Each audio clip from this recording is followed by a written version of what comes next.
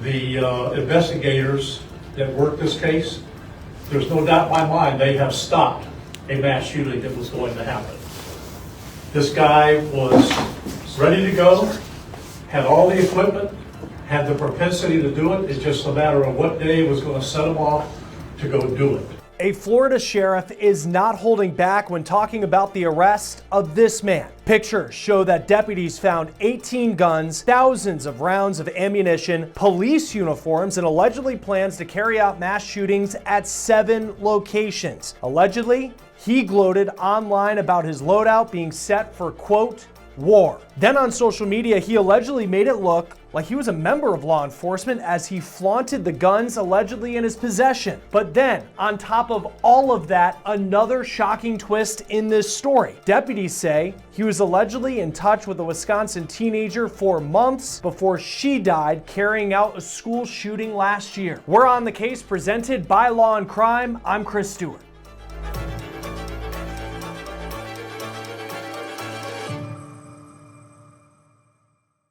The sheriff in Palm Beach County, Florida, says his deputies have stopped a mass shooting before it happened because they were able to arrest a man they believe had stalked several locations and had the weapons to do it. Damian Allen is now under arrest. Deputies say they first learned of the 22-year-old through a tip that came into the FBI. Deputies raided his home in Loxahatchee, Florida, and they say they found 18 guns and 12,000 rounds of ammunition. This is one of the pictures the sheriff showed at a news conference. On top of the weapons, deputies say Allen allegedly had multiple Palm Beach County Sheriff's Office uniforms, a badge, a PBSO laptop, even the belt and holster that deputies use. They say it's unclear how Allen got his hands on all of that. We found Allen's Instagram page, and he has allegedly posted multiple videos of him dressed up as a deputy. And deputies say those videos are far more than just some 22-year-old playing dress up and pretend police.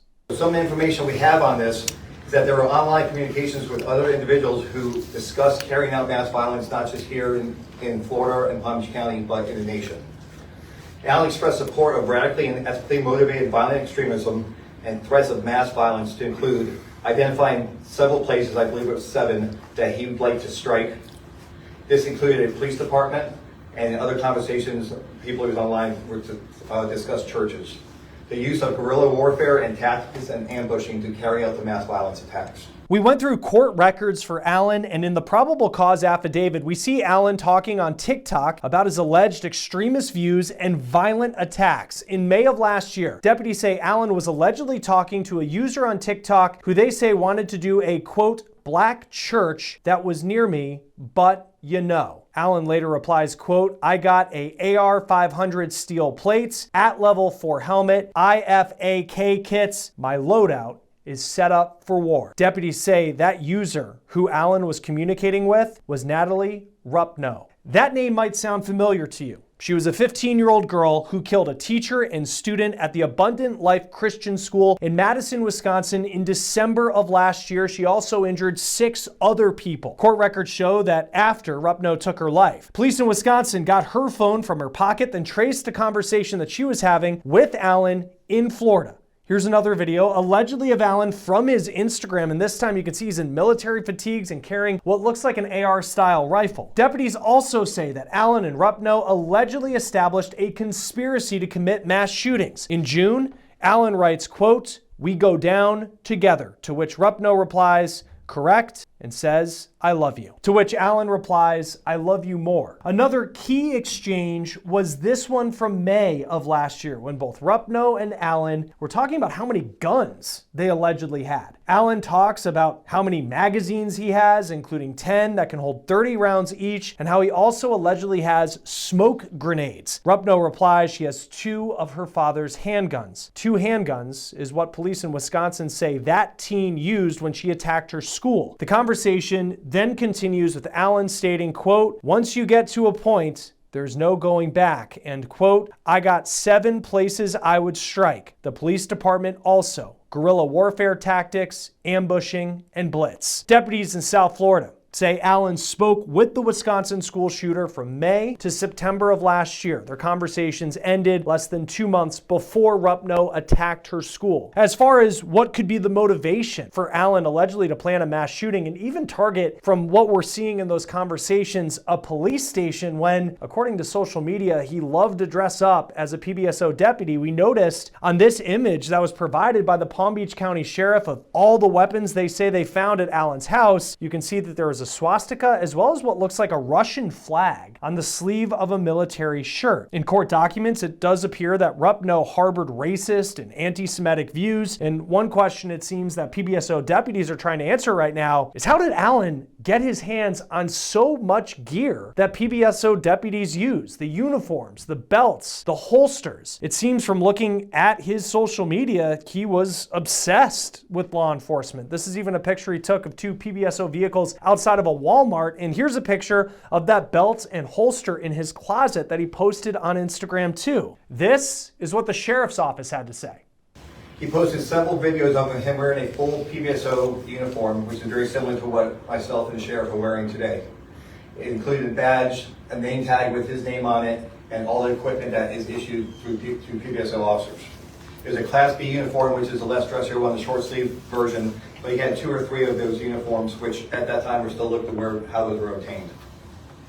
He had a gun belt, a taser, a radio, and other police equipment, including a fake body cam video to make it more realistic.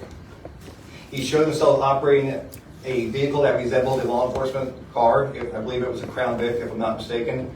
And he added a police package, a laptop stand, and a police computer in there, and it was operational, and he would take videos of him standing in it and sitting in it. There's also the question of how this 22-year-old was able to afford so much gear, so many weapons. Deputies say they're still looking into that, and it's unclear if he legally owned all the weapons they say was in his possession. Deputies say he was living with his family. The FBI is also involved in this investigation, and deputies say there could be federal charges. Currently, Allen is facing charges of written or electronic threat of a mass shooting or terrorist act, using a two-way communication device to facilitate a felony, and illegally impersonating a police officer. He's currently being held in the Palm Beach County Jail. The longtime sheriff in Palm Beach County did not hold back when talking about this case. This is disturbing that somebody can get these type of items off the internet. It baffles me, to be honest with you. But this is a dangerous, dangerous individual. Can you imagine the damage he would have done with 12,000 rounds of ammunition and fully automatic ARs? Unquestionably, this is one of the best arrests that I've seen in a long time that has prevented people from dying, because I guarantee you he was going to do that. A former classmate of Allen spoke to a local TV station in West Palm Beach, WPTV, who said that Allen was a member of her high school's JROTC and would often talk about guns. And she said, quote, "I soon realized he wasn't normal. He would always talk about guns, and he was in JROTC, and he would just constantly talk about those things. And when I would try to sway the conversation to any other topic, that wouldn't work." Joining us now to talk more about this case is former Palm Beach County State Attorney Dave Ehrenberg, who's also now managing partner of Dave Ehrenberg Law. Thanks for taking the time to join us from South Florida. You're no longer the head of the office that'll be prosecuting this case, but this is out of Palm Beach County. What stands out to you when what we know at this point about this suspect, Damian Allen? First, how did he get a hold of a PBSO uniform, a Palm Beach County Sheriff's Office deputy's uniform? That's not supposed to be available to the public. How did he get inside a Crown Victoria that resembled a car that was used by PBSO? Was there someone in his family or friends who helped him get inside a car to get an old uniform to access something that looked like one of the official sheriff computers that they use, the laptops? And then he had an arsenal of weapons. It's amazing he was able to compile all these weapons for so long without anyone doing anything about it, without catching anyone's eye. And so there are a lot of questions. Unfortunately, he kept pushing it and pushing it, becoming more brazen in his public communications via social media, that someone who saw something finally said something. On the part about the uniform, because if you go to an Army surplus store, Army Navy surplus store, you can find a lot of different, if you want to buy fatigues from someone who was in the Army, that's available to you. But when it comes to the uniform of a member of law enforcement, that is not something that someone should be able to buy unless you're a deputy within, in this case, it'd be PBSO. Yeah, and it shows you this guy's mindset. He apparently wants to be like a deputy. He's wearing the uniform. He's inside what looks like a cop car. He's using what looks like a cop laptop, and yet he hates police. He hates law enforcement. He wants to kill as many as he can. This was a guy who apparently wanted a mass shooting. And so there are a lot of unanswered questions. Obviously, there are mental health issues, but that won't save him here. He is someone who's not going to be able to take advantage of an insanity defense because it looked like he was cold and calculated and premeditated. He knew what he was doing, and he was trying to conceal it until he got caught. And now that he's caught, he's facing some pretty serious charges. He did not carry out a mass shooting. The deputies and the FBI were able to step in potentially before that would have happened. But what type of punishment could he face, knowing that they have these messages that he had, not to mention those messages, many of them were with someone who did carry out a shooting in Wisconsin. Right. Yes, he's a young man. He's got no prior record, but because of the arsenal he compiled and his written threats to kill, the threats against the law enforcement community, the apparent attempt to try to commit a mass shooting, he's facing decades in prison. Thankfully, he didn't act upon it. And because of that, he could get out of prison one day. That it looks like he'll get if he is found guilty or if he cuts a plea deal, he'll get decades in prison. But this is a guy who will likely be free one day, and hopefully he'll learn from his mistakes. He clearly needs some major psychological help. So he had 18 guns, according to the sheriff, 300 pounds of ammunition, which is about 12,000 rounds. I mean, that's a lot of firepower to have in your home, which they said he lived with his family. So it's not like he owned the house. He had all of this stuff inside the home. But Florida is not a state where it's illegal to have guns. How does the law view that in a case like this, where you do have a state where it is your right to go to a gun store, and if you're 18 years old, you can go buy an AR-15? Right. Now, it depends also. There are some federal firearms offenses he could have been committing. It's hard to know at this point, but correct. Florida is a very loose state when it comes to the ownership of firearms. There are some small restrictions, like you can't show them in public. You have to have concealed carry. So I don't know if he violated that, but really the meat of the charges here are his threats to kill, his attempt to apparently create a mass shooting. That's going to be the main charge against him. And the compilation of all those firearms, a collection of all those weapons, will be used against him to show that this was not just idle talk. This was not a guy who was messing around. This was a guy who was planning to carry out his threats. That's why the collection of these weapons is important for prosecutors. It's going to be used to show his intent, his mens rea, and the fact that he was going to commit this crime for real. This wasn't just idle talk or a guy trying to gaslight a woman he met on the internet. Yeah, I want to get to that woman that he was talking to in just a moment. One more thing on this arsenal, because he's 22 years old, and you look at those guns and the cost of what all of that must have been. On top of that, he had the gear, the helmet, some body-worn cameras. He had magazines that he claimed could hold 30 rounds. What questions would you have for the family, and what type of trouble could the family be in if he was getting help putting this arsenal together, or they knew that he had it in the home? Oh, yeah, the family could be in some trouble if they knowingly assisted him. But, I've seen these types of cases before where the family is just clueless. I mean, they just have their head in the sand. They will not win the parenting award by any means because they just think they're helping their 22-year-old son by staying out of his life and just not asking questions or believing his easy, ridiculous answers as to why he's stockpiling an army's worth of weapons. So the parents have a lot of answers to give on their own. And if they knowingly tried to assist him in possibly committing this act, which he never accomplished, thankfully, then they could be charged as an accomplice. But right now, it's too early to know whether or not they'll be witnesses or whether or not they'll be charged themselves.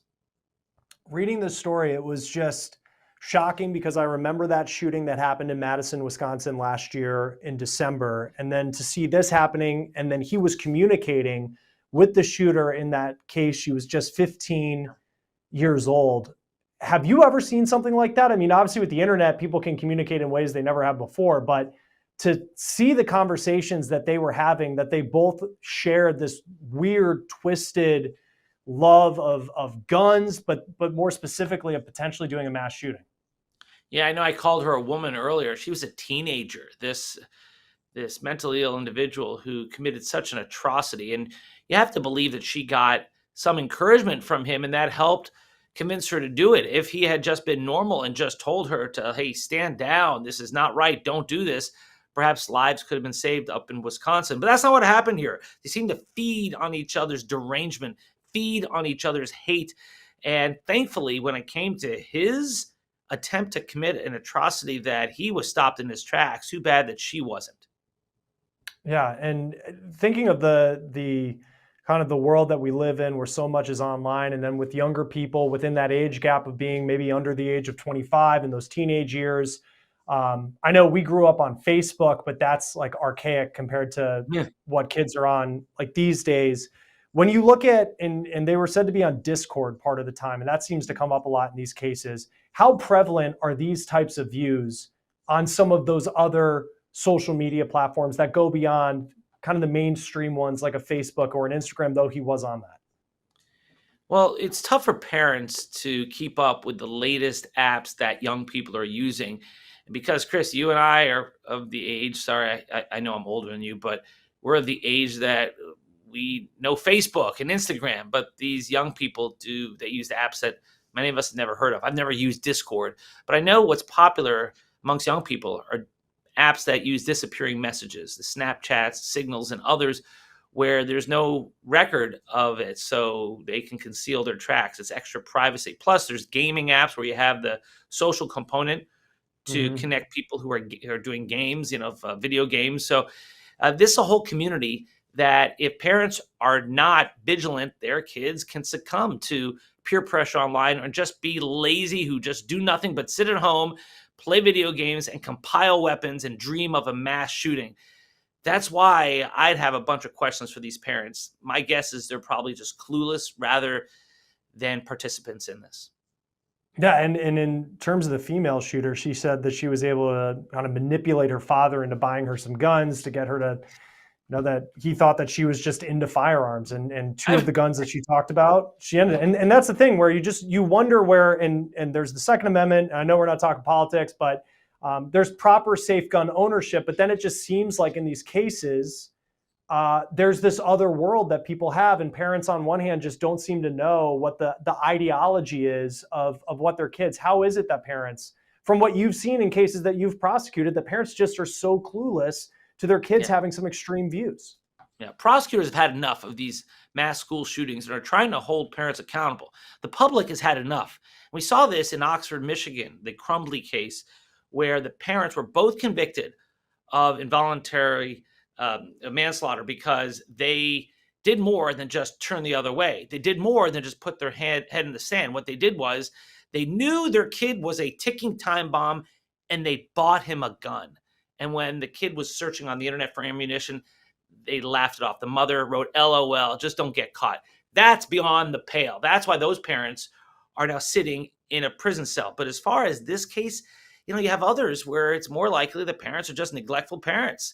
They just live their own lives and they just let their kid do all these things in their room, not knowing that when they're just seemingly peaceful on the internet, they could be planning an atrocity. It's not their generation to know that the bad stuff is stuff you do in private, in silence, just by yourself in front of a computer.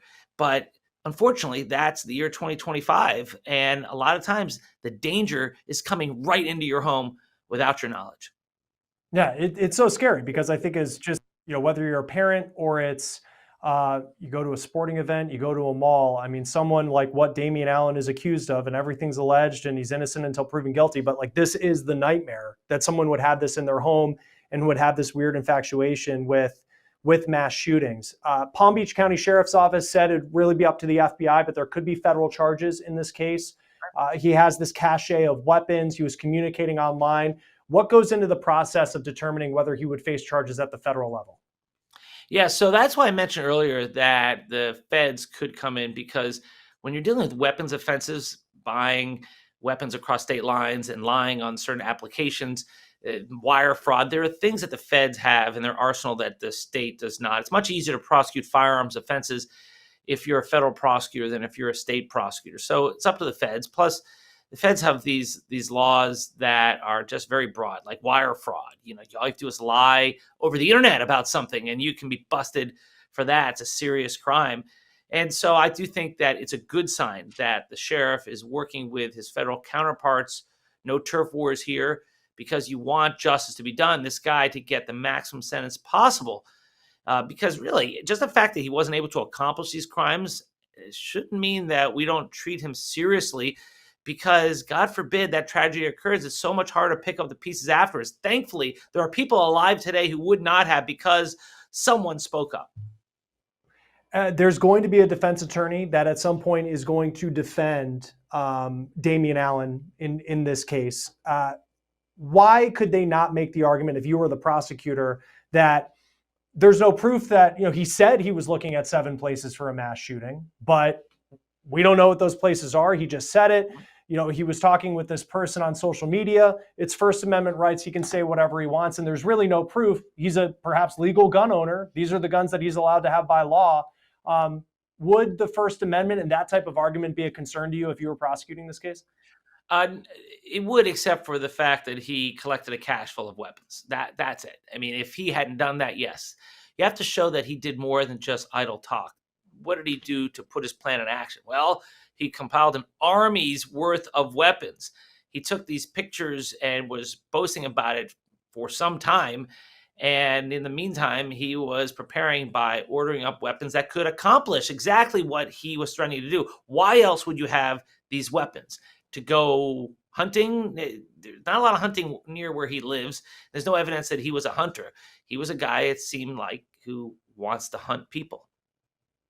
Yeah, it's a scary thought. And just lastly, Dave, because unfortunately we've had so many of these incidents recently in your state, and at Florida State there was a shooting, and you look at the suspect in that case, at this time he hasn't been released to the hospital, but it's believed that he had some extremist views. You look at what this suspect was saying on social media. The girl he was talking to seemed to have some racist views of her own, saying that she was thinking of attacking a black church. And then Damian Allen, it appears in the picture that PBSO put out with all the weapons that there was a swastika there. And then kind of tying things together with Phoenix Eichner at Florida State, he had extremist views that people said were racist as well. What are some of the links that you see in the ideology in these cases, and how can we look at that and potentially combat it so we don't have these situations? Well, institutions need to do better. In the case of Florida State, this kid up there had expressed these extremist views, and he was allowed back in school. And his students, fellow students, knew about this, and apparently administrators did, but they let him back in. And you have to have like zero tolerance for this stuff. We saw this with the Parkland shooter, whose name I will not mention here. He was an open racist, neo-Nazi, and yet he was given so many chances. And it seems that administrators seem to bend over backwards to try to help individual students by putting everyone else at risk. And so you have to, in my mind, have a zero tolerance policy. If you're going to express these views, you need to remove this person from the situation, never let him back in. And when it comes to something like this, instead of that, he was just enabled by his constant use of the internet. And I don't know what kind of talk he was having at home, what kind of conversations, but there was, you don't become a racist at birth. That's something that's bred into you, that's taught over time. And you have to wonder where he got those views from, because yes, I'm sure he got a lot of that from the internet, but I got to believe there are people around him who also encouraged him. Yeah, it'll be interesting to see the questions for the family, the answers they have as this story continues on. Former Palm Beach County State Attorney Dave Ehrenberg, it's always great to have you on Law and Crime. Thanks for being here. Thank you, Chris. That will do it for this episode of On the Case, presented by Law and Crime. I'm Chris Stewart. We'll see you next time.